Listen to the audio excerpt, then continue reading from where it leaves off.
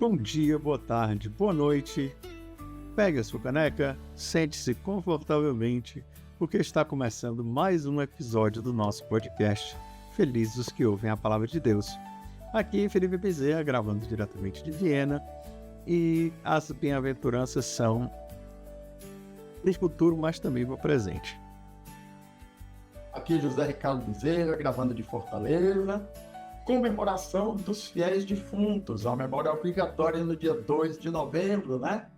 Porque ontem celebramos Todos os Santos, dia 1º, e dia 2 é independentemente do dia, inclusive nos domingos, nós não estamos lendo o Evangelho de São Lucas, né? Nós estamos no ano feio, mas estamos nesta celebração dos fiéis defuntos, comemoração, porque temos até 3 evangelhos. Se você vai ver, nós escolhemos aqui o Evangelho das Bem-aventuranças, mas na sua paróquia, na sua igreja, que você participar da Santa Missa, você pode ter outro Evangelho, mas vai ajudar também com este Evangelho a sua oração com a Palavra de Deus. Com certeza. Então, o Evangelho que a gente escolheu, né, que vai ser a nossa meditação, é Mateus 5, de 1 a 12a, que é que é comum das duas celebrações, né, tanto de Todos os Santos como dos fiéis defuntos, porque é bom que a meditação funciona também para os dois. E a gente vai tentar ligar as duas aí. Então vamos lá para a leitura aí do Evangelho e depois a gente comenta aí alguns pontos aí para a nossa oração com a Palavra de Deus. Vamos lá. Mateus 5, de 1 a 12.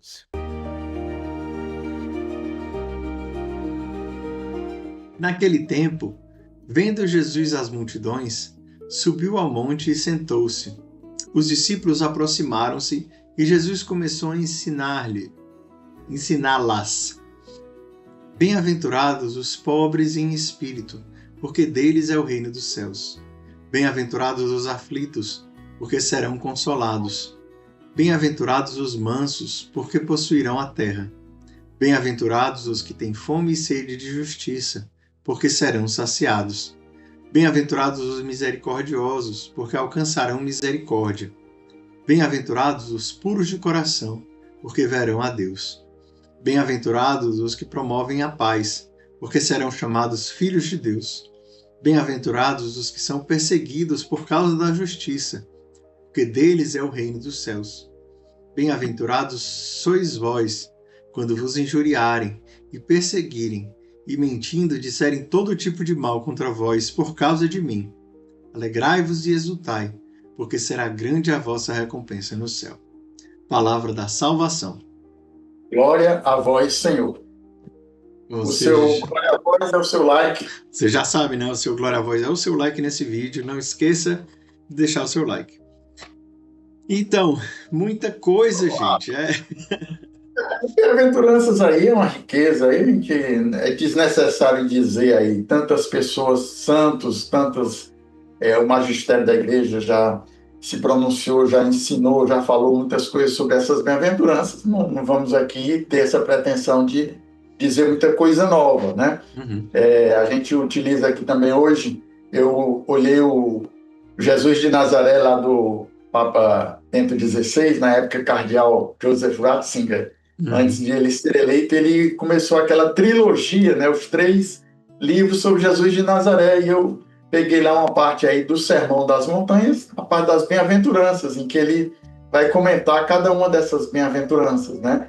Nós estamos na bem-aventurança de Mateus, que é diferente da de Lucas, né? Lucas é mais restrito, né? Mas, assim, né, vamos pensar não temos essa pretensão. Ano passado a gente meditou na visão de Todos os Santos, na solenidade de Todos os Santos. E hoje nós estamos assim na visão dos fiéis defuntos, né? As bem-aventuranças é um modelo, né? O próprio Jesus, né? A cristologia escondida, né? Diz o Papa, sei lá, né? Mas eu queria propor, pelo menos esses que ele chama bem-aventurados. Quem são essas categorias de pessoas que Jesus fala que são bem-aventurados? São felizes, né? Porque se a gente for analisar cada uma, felizes os pobres em espírito, porque deles é o reino dos céus, aí a gente vai se estender demais. Mas eu tentar a gente pegar essas categorias, né? Jesus chama os pobres de um certo tipo de comportamento que os torna aqui e no futuro, né? Mas depois ele complementa por que esses são felizes, né? Mas aí a gente tentar restringir, pelo menos falar um pouco dessas categorias, a gente também não vai poder deixar de falar por que eles são felizes, mas tentar focar nas pessoas, essas que ele chama felizes, tá bom? Tá bom. Vocês... Não, vamos. Eu só vou colocar uma coisinha que enquanto eu estava lendo eu me lembrei da bem-aventurança dos puros, né? Porque a Deus. Porque tem a ver com a contemplação, né? O Papa João Paulo II fez uma homilia muito bonita só sobre isso, né? Ele falando que os puros verão a Deus, e aí ele fazendo a ligação entre a vida de oração e a pureza, né? Porque na virtude da castidade gera uma vida de oração, e uma vida de oração gera a virtude da castidade, né? E quando eu lia, né, por Deus sabe por que motivo, eu não me lembrava até começar a ler, e quando eu li eu me lembrei disso. Mas enfim, eu vou tentar procurar e colocar o link na descrição, porque eu também acho que se a gente for entrar nessa aqui vai ficar muito longo. Mas enfim, eu acho que vale a pena. E a outra coisa também que eu coloquei, que eu acho que a gente também vai falar, da questão da justiça. E justiça é a santidade, né? O que a palavra de Deus chama de justos são os santos. Eu acho que é muito válido, mas também o senso de justiça, que a gente já falou algumas vezes, que para mim para mim uma das provas mais bonitas da existência de Deus é o desejo que nós temos de eternidade, de justiça, de beleza, porque isso prova realmente que Deus existe. Nós temos um desejo de justiça que nunca vai ser completamente saciado aqui nessa terra, porque a justiça perfeita não é aqui nessa terra, embora a justiça possa ser atingida aqui nessa terra, que eu falei no começo, né? A santidade começa aqui e termina no céu. Então, sim, é verdade que a gente consegue ser justo aqui, mas é verdade também que a gente vai encontrar a justiça perfeita no céu.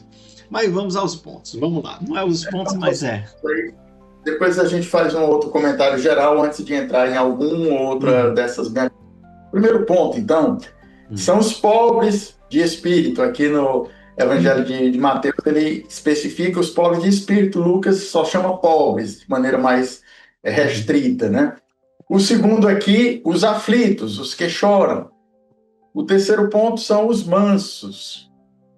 O quarto são os que têm fome e sede de justiça. Com essa justiça aí que você falou, tem sede e fome de santidade, né? De Deus. Depois fala dos misericordiosos, que alcançaram misericórdia, mas essa categoria dos misericordiosos também a gente vai comentar aí. Depois os puros de coração, que você começou já de São João Paulo II. O sétimo aí, os que promovem a paz, os pacíficos, né? Os promotores da paz, né? E a oitava aqui é os perseguidos por causa da justiça. Os perseguidos, né, que ele diz aí, porque deles é o reino dos céus, não os que têm fome e sede de justiça, agora ele fala os que são perseguidos por causa da justiça. E a próxima, que também fica muito próxima dessa aí, quando vos injuriarem, perseguirem, mentindo, disserem todo mal contra vós por causa de mim. Né? Essa bem-aventurança aí que Jesus já se dirige para os seus discípulos, porque essas 7 primeiras ele fala daqueles que são, né, os pobres, os puros, os aflitos, mas essa última aqui, que é uma felicidade também, uma bem-aventurança, mas ele está já uma especificação para os discípulos, né? Sois vós. Então, sois vós já, né? Se dirige a esse aí, né? Aí eu queria já, comentando no geral, o que é que você acha mais desafiante dessas 7 aí, dessas 8 bem-aventuranças? Eu não sei, eu estava pensando aqui nos mansos, né? Porque a tendência é muito grande de revidar, existe dentro de nós né, não aceitar, né, o dar outra face é tão difícil. Eu acho que, assim, imediatamente falando, eu acho que os mansos são os mais difíceis. Talvez os misericordiosos também, não é tão fácil ser misericordioso com os outros. Com a gente mesmo é fácil ser misericordioso, agora com os outros. A vida pra gente é uma, né? Para os outros a gente só quer, a gente quer que pague, né? É difícil, né? A Enfim. pobreza também é um desafio muito grande, né? Claro que aí o exemplo dos santos que foram tão pobres e que, né, abraçaram essa pobreza radical mesmo. Mas existem outras pobrezas aí que a gente tem que se preocupar também, né? Né? Os aflitos, os que choram. Que tipo de choro é esse que Jesus chama de felizes, né? Os que choram, esses que são aflitos, né? Realmente aí a gente for olhar, cada uma delas realmente é um desafio, né? Nós somos chamados a imitar Jesus, que foi o pleno, né? Cada uma dessas bem-aventuranças Jesus viveu plenamente. Mas para nós é um desafio realmente aí que nós somos chamados, né? Sim. Mas ele é bom lembrar isso, às vezes a gente não tem essa dimensão. Jesus, ele é a figura das bem-aventuranças. Todas essas bem-aventuranças a gente encontra em Jesus. Ele é o justo, ele é o misericordioso, né? Ele promove a paz. Ele é o príncipe da paz, né? Desde Isaías já estava profético. Mas, inclusive, mas mentiram contra Jesus, né? O julgamento de Jesus, a gente vê exatamente isso. Ele disse que ia destruir o templo, né? E por aí vai. Disseram todo mal contra vós, chamar de impostor, chamar de traidor. Chamaram ele de demônio, né? Chamar Jesus de falso, né? E que os discípulos também foram, né? Não nesse início aqui, porque logo no início aqui Jesus se coloca em Mateus aqui logo no início, né? Da sua pregação, mas já no futuro, quando eles realmente sofreram isso, os apóstolos foram perseguidos depois, né? Mas Jesus já antecipa, né? Essa perseguição que os discípulos sofreriam, né?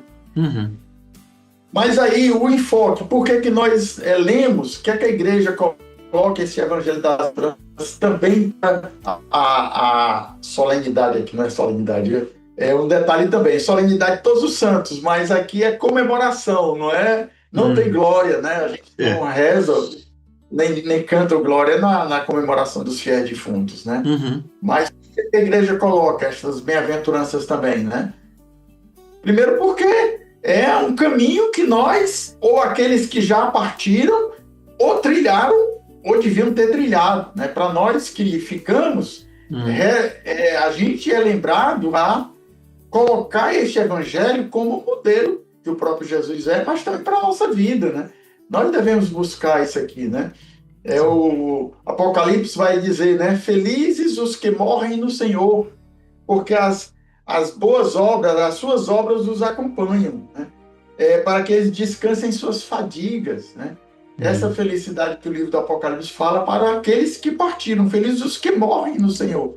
Então, é essa felicidade que nós descansamos no Senhor, que as nossas obras acompanhem, né? Quando nós estivermos diante do Senhor e apresentar ao Senhor o amor que nós tivemos para com Ele, na pessoa dos menores, dos pobres, né? De cada um desses aí, né? Então, é um evangelho que nos lembra o nosso destino eterno. Um dia nós seremos confrontados com a nossa vida diante do Senhor. E isso nós devemos ter em conta hoje, já aqui, né? E rezar também por aqueles que partiram, né?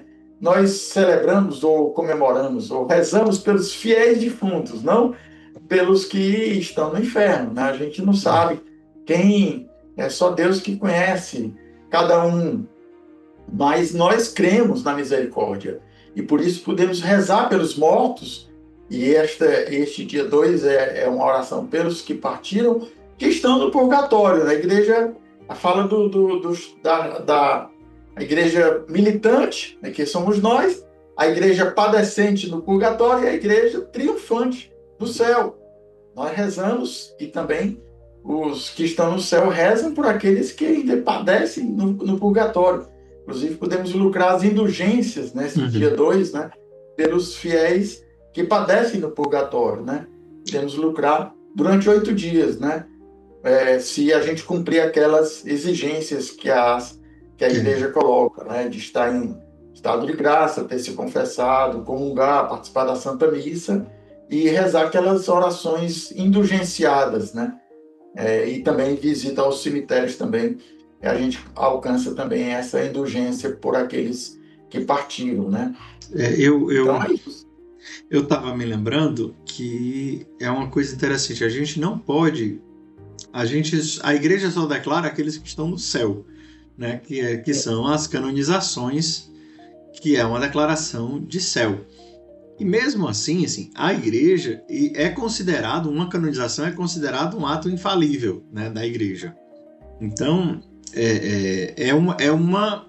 como é que eu vou dizer? É um do poder das chaves de São Pedro de declarar do céu, né? E aí a gente já imagina que uma vez que São Pedro abriu essa porta aqui na terra, o Senhor abre lá no céu. Uma vez que o Senhor uma vez que foi declarado, não, São Carlo Acutis é santo e está no céu. Mesmo que ele não estivesse, ele vai. Mas, lógico, a gente não vai imaginar que São Carlo Acutis estaria no purgatório tanto tempo assim, depois da sua morte. Mas é uma coisa interessante, alguns santos comentaram sobre isso, assim, que não necessariamente porque é santo não passou pelo purgatório, embora isso seja muito controverso, né? Exatamente. Porque a gente imagina que se uma pessoa é santa, ela vai direto para o céu, né? Mas evidentemente que todos nós somos pecadores. Então talvez entre a última confissão e a morte ele precisa purificar alguma coisa. Não sabemos, nunca vamos saber. Mas o que nós sabemos é que estão no céu. E aí a igreja não declara ninguém no purgatório e a igreja não declara ninguém no inferno. Nem Judas Iscariotes, né, que o Senhor falou que era melhor ter botado uma pedra de moinho e jogado na... Né? Não, pedra de moinho é outro. Mas enfim... É o filho da perdição. Nem Judas, que o Senhor chamou de filho da perdição, a igreja declara ele no inferno. Então, a gente não pode perder a esperança daqueles que morreram, né? Mesmo os que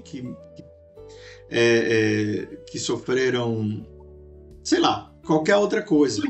A igreja antigamente não rezava pelos suicidas porque morreram no pecado, tirando a própria vida, é o 5º mandamento. Sim. Mas aí até nessa situação, dependendo da situação psicológica, a pessoa que levar a cometer esse ato, depois a igreja viu que também não cabia a ela julgar. Então reza até pelos suicidas, porque na misericórdia eles podem ter, né, entre o momento da decisão e a perda realmente da vida, ele pode ter se arrependido, né? Sim, então sempre... Então, por isso que a igreja também, nem em relação aos suicidas, né, houve essa mudança do entendimento aí sobre a oração. Há sempre a esperança. E a outra coisa que eu queria abordar, eu acho que me veio agora ao coração, é a gente ter fé na igreja, na palavra da igreja e na nossa... Como é que eu vou explicar? Também na nossa parte em relação à oração pelos fiéis defuntos. Muitas vezes a gente não acredita na nossa própria oração, né? Mas é porque eu não mereço, porque eu não sou justo, porque não sei o quê. Mas a indulgência, ela independe de mim. Então, se eu faço todos os passos da indulgência, lógico, não é passo de mágica, não é uma coisa que... Não é a máquina de refrigerante, né? Que eu boto o botão, a moeda, aperto o botão e sai a Coca-Cola. Então, se eu fizer tudo direitinho da indulgência, sai a indulgência. Não é isso. Mas se eu de coração sincero, busco a indulgência por um fiel defunto, também preciso ter fé de que o Senhor, ele é justo, né? Que o Senhor, ele como é que eu vou dizer? Se o Senhor prometeu, ele cumpre, né? Então, se eu faço os passos e rezo pelo fiel defunto e eu busco a indulgência por aquele, o Senhor também há de ouvir a minha oração, né? Então, muitas eu acho importante a gente dizer que muitas pessoas fazem durante 5, 6, 7, 10 anos seguidos, toda a vida indulgência pela mesma pessoa. Eu disse, meu irmão, acredite que a sua indulgência tem valor também, que a indulgência que o Senhor escuta. Pois é. Enfim. Pois é, mas vamos pegar os pontos aqui para se estender um pouquinho aí nessas introduções aí, né? Uhum. E primeiro os pobres, né? Os pobres em espírito aqui na na tradução aí de Mateus, pobres de espíritos, pobres lá. O Raniero Cantalamessa, no Advento, acho que em 94, e tem esse livrinho aqui, A Pobreza, ele fala nos 4 tipos de pobreza, né? 2 tipos de pobreza material e 2 tipos de pobreza espiritual. A pobreza material negativa é aquela que desumaniza e é combatida. A pobreza como condição social padecida. É essa pobreza dos miseráveis, dos indigentes, né? Aqueles que realmente não têm nada, não é aquela pobreza dos apóstolos. Depois tem essa pobreza material positiva, é que liberta e eleva. A pobreza como ideal evangélico a ser cultivado. Essa pobreza material. Depois o Raniero fala da pobreza espiritual negativa, que é a ausência dos bens de espírito. É aquela pobreza que você disse, aquele que não tem valor nas coisas de Deus, do alto, né? Os valores, né? É a verdadeira dos valores humanos e a pobreza dos ricos, né? Tão pobre que só tem dinheiro. A pobreza espiritual positiva, que é feita de humildade e confiança em Deus, que é o mais belo fruto na árvore da pobreza bíblica, a riqueza dos pobres, né? Aquela pobreza que são, por exemplo, né, que Zaqueu experimentou. Ele era rico, mas ele tinha um coração de pobre, né? Se despojou completamente, né? O Nicodemos, o Zé de Arimateia, que também era um homem rico, mas que acabaram sendo instrumentos também no sepultamento de Jesus, né? E tantos outros santos que deram seus bens para os pobres, né? Que foram agraciados com a riqueza material, mas que não puseram a sua esperança na riqueza, nos bens deste mundo, né?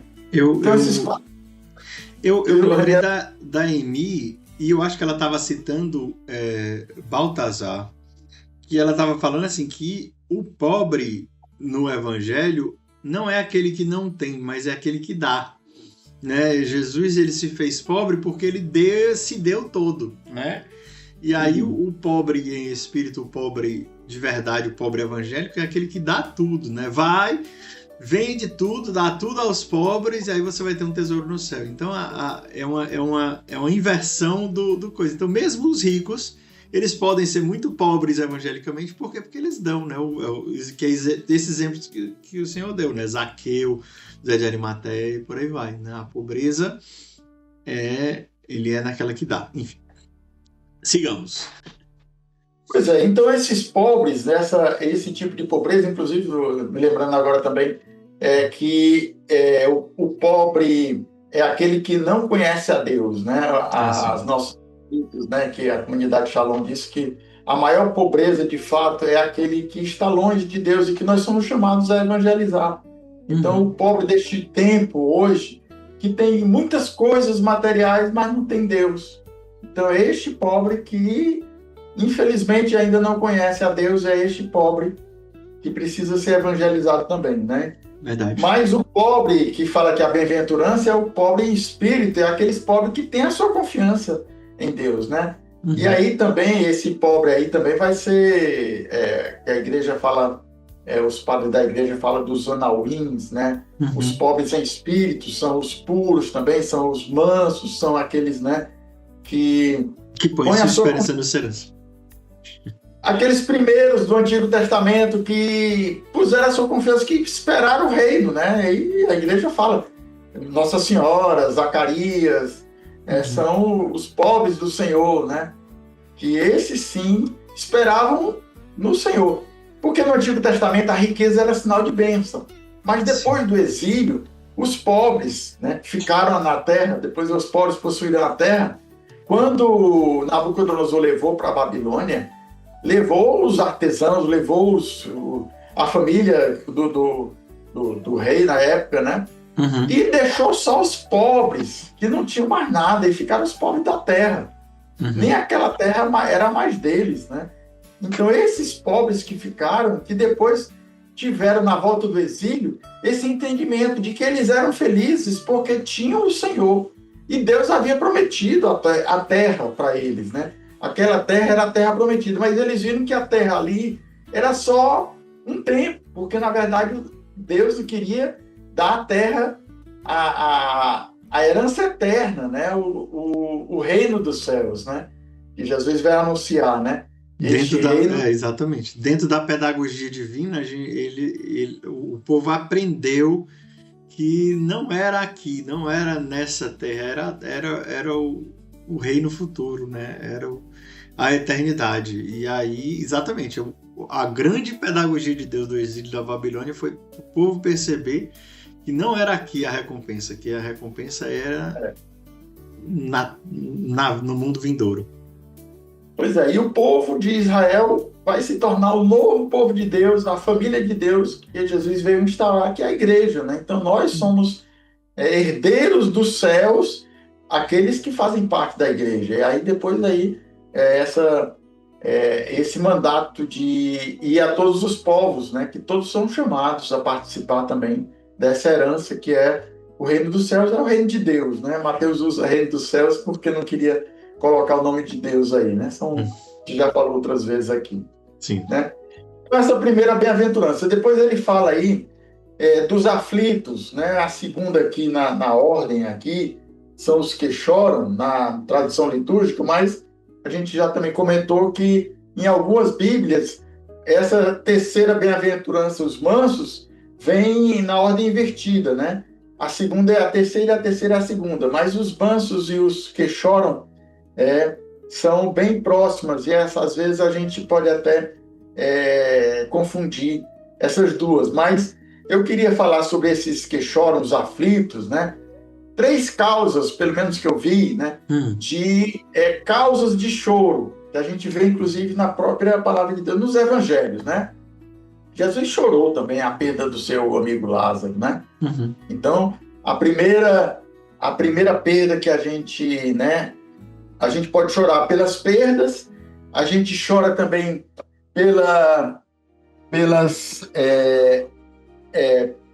porque a gente... Qual foi a que eu vi aqui? Deixa eu ver. Pelas dores, né? Nós, quando sofremos, somos também... alguma coisa que nos machuca muito, a gente chora de dor também.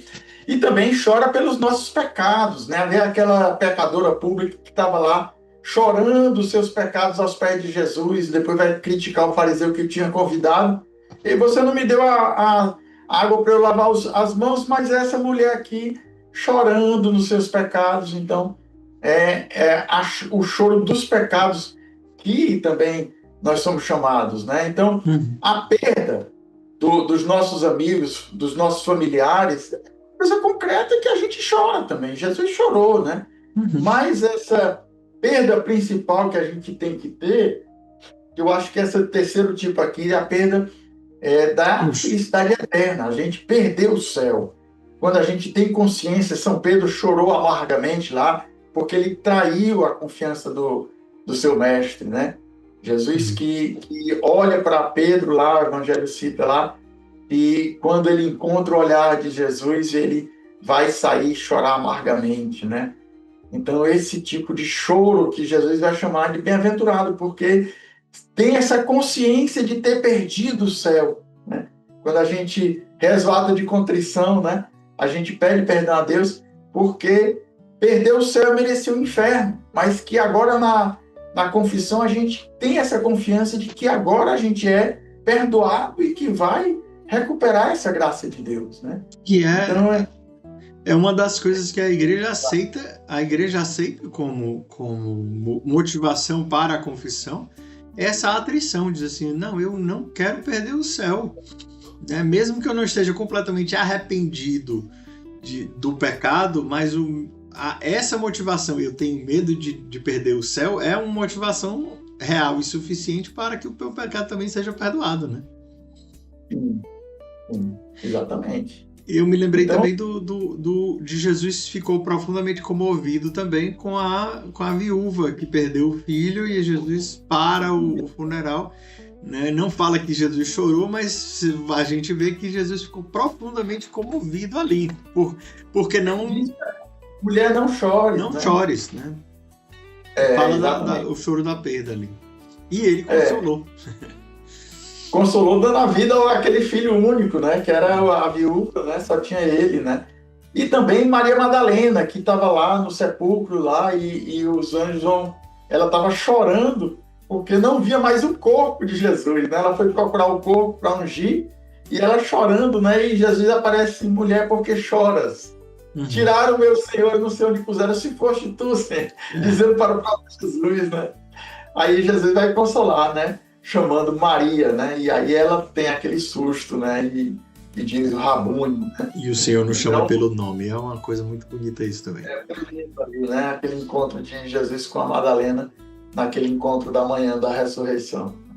Então, esse tipo de choro que Jesus chama aqueles, né, que são bem-aventurados, são esses que choram, mas principalmente porque choram porque, né, podem recuperar aquela perda que né, a gente chora, e é natural que a gente chore os nossos amigos e os nossos familiares que morreram, mas, ao mesmo tempo, na missa de sétimo dia, na missa de corpo presente, a gente já tem desde já a certeza de que eles gostam da presença do Senhor.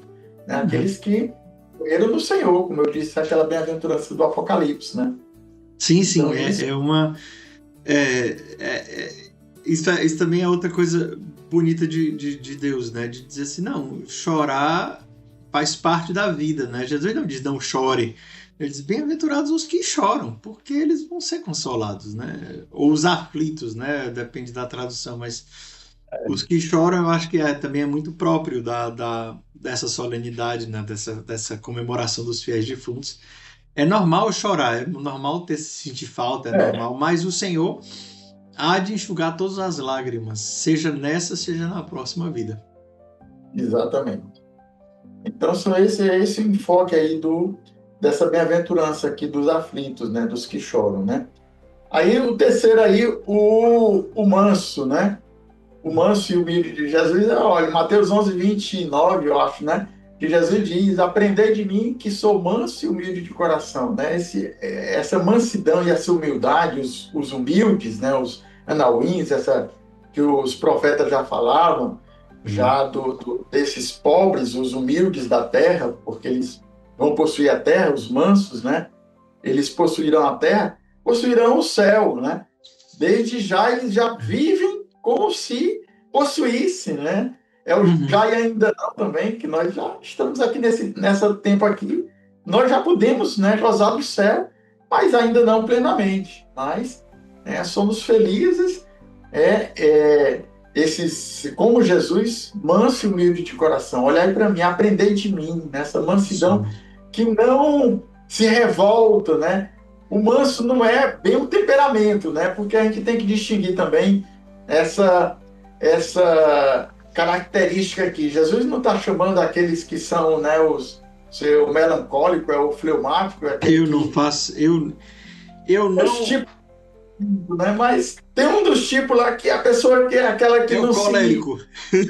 Tá falando o contrário. Também é o outro lado, né? Tem alguns santos até que tinham aquela... que controlaram, né? As que dizem que São Francisco de Sales tinha esse temperamento colérico, né? Mas não é necessariamente essa a pessoa que é, né, sem nenhuma reação, apático, né? Sangue de barata, né? Jesus não está chamando essas pessoas aí de mansidão, não. Aqueles que têm essa confiança de que Deus vai retribuir, se não nessa vida, depois, na eternidade, né? Os mansos não se revoltam, né? Jesus enfrentava também esse poderio romano, né? Que o próprio Jesus ele sofreu pela crueldade ali no patíbulo, na cruz, né? Tipo, acho que Jesus sofreu, mas nem por isso ele ficou, né? E chicote de corda também. Também não tem que lembrar que tem um momento da raiva e tem um momento tem um momento de calar e tem um momento de brigar, né? No momento de brigar ele brigou. Né? Não vai dizer que Jesus falou tranquilamente e mansamente, chamando o pessoal de sepulcro caiado. Muito provavelmente, quando Jesus chamou de raça de víboras, sepulcro caiado, Jesus provavelmente estava gritando ali, sendo duro. Você precisa ouvir, né, a verdade. E quando ele fez chicote de corda, também não estava manso. Mas existe um momento de ser manso e existe um momento de ser duro. E Jesus, graças a Deus, sabia, né, as duas. Graças a Deus, graças a ele mesmo. Mas Jesus tinha esse equilíbrio. Mas o fato da mansidão aqui de Jesus está falando assim, não, como é que diz? É um arco, né? A vida é uma vida de mansidão, não é momentos de mansidão, é quando a mansidão ela toma conta da sua vida. E, de novo, não é um temperamento, a sua esperança que está no Senhor. A vingança pertence a Deus, né? Como diz o Salmo. Exatamente. Agora vai dizer, né? Minha é a vingança, né? Acumular quando você perdoa, você está acumulando como brasas, né? Na cabeça dos seus adversários, né? Daqueles que não entendem, né? Os cristãos, quando eram levados para o martírio, e mesmo assim eles diziam, eu te perdoo, né? O próprio Jesus, Santo Estevão lá que também... os judeus estavam massacrando, apedrejando, e ele disse, Pai, perdoa-lhes, eles não sabem o que fazem, E eles tinham mais raiva ainda, né? Mas aí é característica da mansidão que Jesus chama aqui, né? Confiança no Senhor, né? Sim. Gente, né? Depois ele fala os que têm fome e sede de justiça, né? Tem essa categoria que tem fome e sede de justiça. Justiça não é essa justiça humana aqui na Terra, né? Aquela a justiça lá da viúva lá que a gente chamou também do fariseu lá, do juiz Nico, né? Então, essa justiça que é a santidade, né? O justo, né? São José era um homem justo, né? Justo é o homem santo, né? Sede santos porque eu sou santo, né? E a outra na frente aqui os misericordiosos também, sede misericordiosos, sede perfeitos, nessa perfeição, essa santidade, essa justiça, tem esse mesmo sentido, né? Esta fome e sede de ser como Deus é, de ser como o Senhor, como Jesus foi e né, para nós, né? Então é essa fome e sede de justiça que Jesus diz para os seus discípulos, né? Vocês busquem ter essa fome e sede de justiça, desde já aqui na Terra, né? Eu estava pensando agora, assim, basicamente o resumo das bem-aventuranças bem-aventurados aqueles que querem ser como Jesus. Exatamente. Bem-aventurados são aqueles que imitam o Senhor. Exatamente. E aí os santos que imitaram, né? O próprio São Paulo vai dizer, né? Sede meus imitadores, como eu sou de Cristo, né? São Paulo podia dizer isso também, né? Nós deveríamos ter essa ousadia de dizer, né? Sede meus imitadores, mas não, aqueles pregadores que vão dizer, eu não vou dizer uma coisa dessa porque eu também sou muito pecador, não vou dizer, mas né, o evangelho não é, né, a perfeição acabada já agora, mas a gente prega, porque os primeiros ouvidos são os nossos, mais perto da boca, né? A gente prega na esperança de que também nós tenhamos essa coragem, né, essa conversão de imitar Jesus, imitar e tentar buscar desde já aqui na Terra essa perfeição. Não é que a gente tente, não, eu não vou pregar porque eu não sou santo. Sim, ninguém nunca vai ser, então ninguém prega, né? Então ninguém. Aí vai aquilo de São Paulo, né? De dizer, se não te. Como é que você converter se não tiver quem pregue, né? Exatamente. Agora me escapou um pouco sobre isso, mas perceber também, lembrei agora, que São Paulo, quando ele fala ser de meus imitadores como eu sou de Cristo, ainda os evangelhos não tinham sido escritos quando São Paulo escreveu isso, né? Interessante perceber essa questão dessa linha do tempo, né? Porque a gente vê as cartas de São Paulo no Novo Testamento depois dos evangelhos, mas muitas das cartas de São Paulo foram escritas antes dos evangelhos terem sido colocados no papel. E aí São Paulo, quando ele vai dizer, sede meus imitadores, como eu sou de Cristo, era muito assim, e como é que a gente vai ser igual ao Senhor? Como é que a gente vai saber como é que ele era? Me imitem. Eu tô assim, eu conheci os apóstolos, eu sei como é que ele era, eu tô imitando, então vocês me imitam. E é um sinal muito concreto da tradição ali, muito concreto acontecendo, né?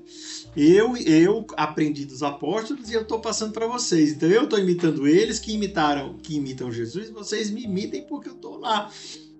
E aí entra a beleza da carta dos escritos de São Irineu de Lyon, né, que já vai falar da Eucaristia muito concretamente. A Eucaristia é o corpo de Cristo. Ele aprendeu de Policarpo, que aprendeu de São João, que foi quem escreveu João 6. Então, não, mas era figurado. Ora, não era figurado. Se o discípulo que aprendeu do que escreveu está dizendo que não era figurado, quem é você para achar que era figurado, né? Enfim, volta, fecha parênteses. Essa semana que eu vi isso. Não, em João 6 lá, ele disse, olha, vocês quiserem deixar, podem sair, mas é isso aqui, eu não vou tirar nenhuma palavra aqui, né? É muito concreto, né? Quando Jesus, né, as outras figuras, parábolas, uma coisa, mas quando Jesus fala da Eucaristia, isto é meu corpo, não está falando em parábola. Não. E aí a gente vê isso concretamente dizendo, não, Isidoro, Irineu aprendeu de Policarpo, que aprendeu de João, que foi quem escreveu isso daí. Então, não dá para você dizer nem que a interpretação é a sua. Tem que entender a interpretação do próprio João, que foi quem escreveu. Mas a gente não pode desviar muito, não, porque a gente já está bem adiantado no tempo. Eita, né? Mas então passemos aí, os misericordiosos, né? Então, fala exatamente o que eu já falei aqui, sede misericordiosos como eu sou, né?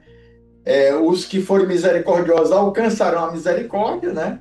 Serão misericordiados, como o Papa Francisco usou o novo termo, né? O neologismo, né? Os misericordiados, porque usaram de misericórdia, né? Então nós somos chamados também a imitar Jesus, né?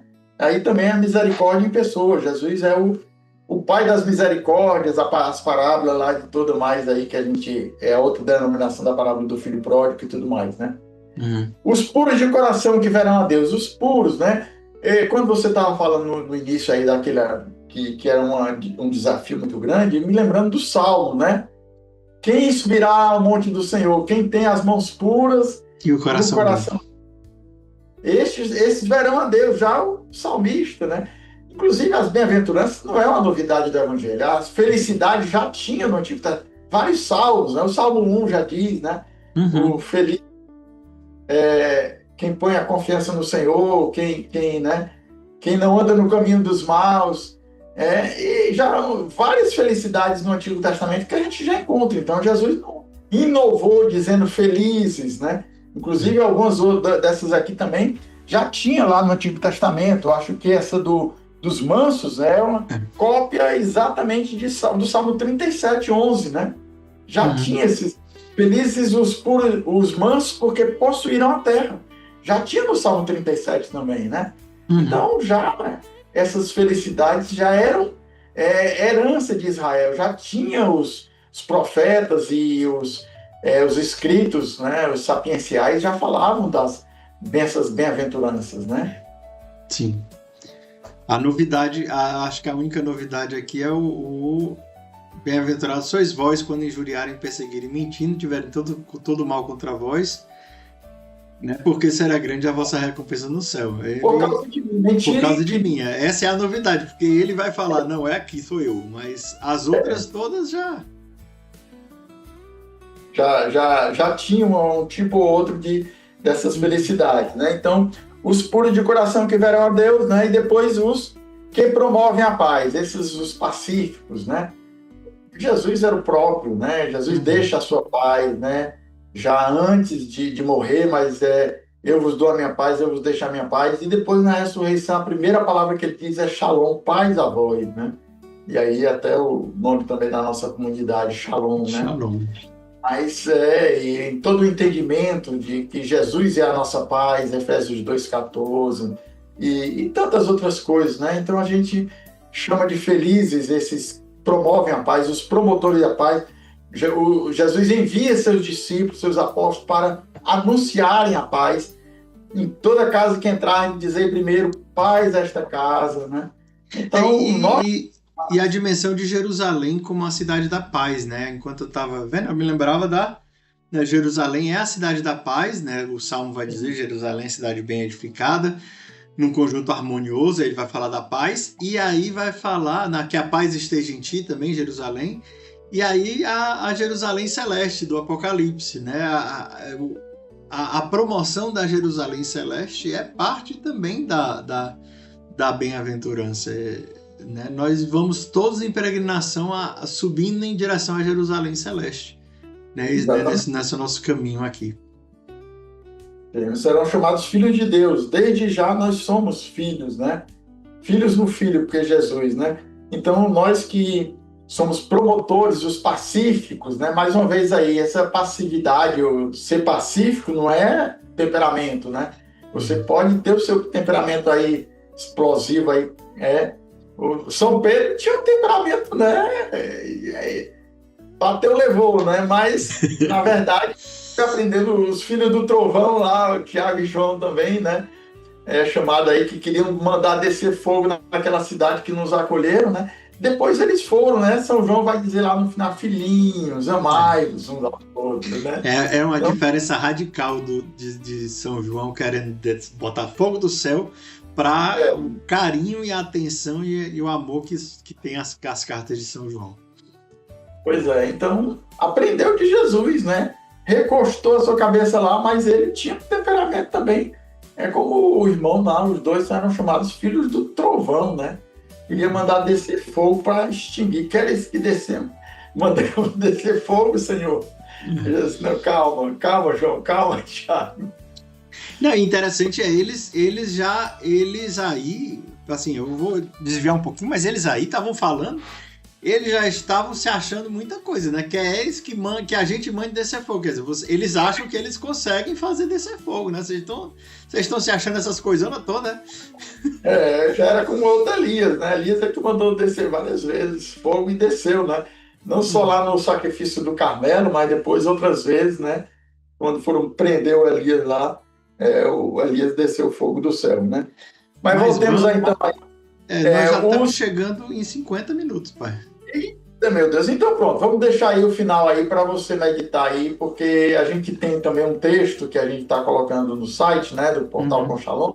E se a gente não chegou até o fim aqui nas bem-aventuranças, no comentário, pelo menos a gente pode pensar em algum ponto para você rezar com este evangelho, tá bom? Vamos encerrar, porque senão tem pano para comentar muito, né? Vamos para a nossa oração. Então vamos rezar. Eu acho que hoje sou eu que rezo. Pediu, neste final dessa nosso podcast, dessa nossa partilha, pediu ao Senhor esta graça por todos os fiéis que já morreram, os nossos amigos, familiares, por aqueles que também não sabemos se encontram no purgatório. E eu queria brevemente colocar também a oração depois da comunhão, como nossa oração final hoje. Senhor, que acolhestes o sacrifício que celebramos, derramai a abundância da vossa misericórdia sobre os fiéis defuntos e concedei a plenitude da alegria eterna aos que agraciastes com o dom do batismo. Por Cristo nosso Senhor. Amém. Nós te pedimos e pela intercessão da Virgem, nossa Mãe, a Virgem Maria. Ave Maria, cheia de graças, o Senhor é convosco. Bendita sois vós entre as mulheres, bendito é o fruto do vosso ventre, Jesus. Santa Maria, Mãe de Deus, rogai por nós, pecadores, agora e na hora de nossa morte.